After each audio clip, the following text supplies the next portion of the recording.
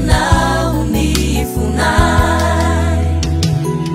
ampianaranay ny lalana zay tokony araina sy ny fomba anarana misasipanoty zay kazavely voy ny fanakorotana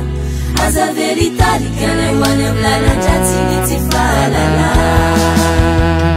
aoekilizy nyaladia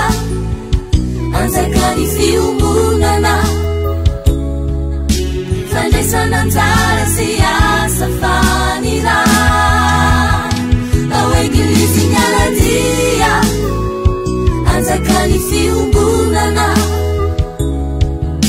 fandraisananjara sy asa fanira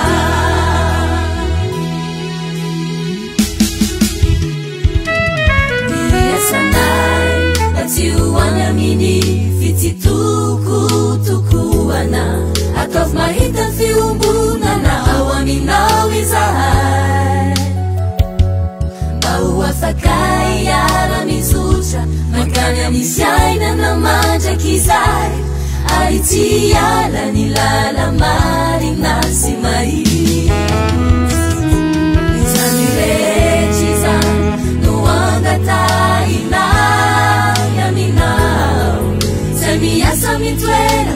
sy ny fotoana rehetra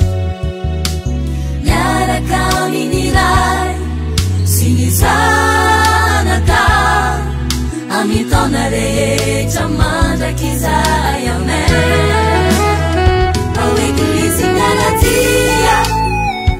anjakany fiombonana fandraisananjara sy asa fanira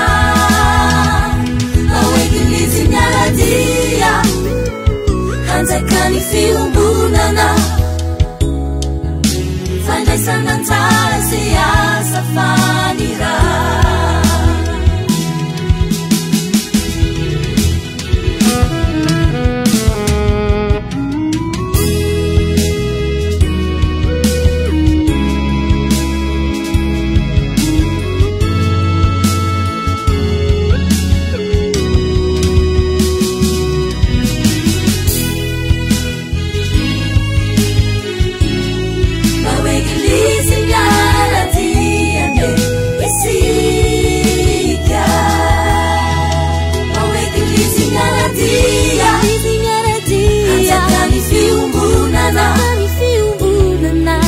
fandraisananjara sy asa fanira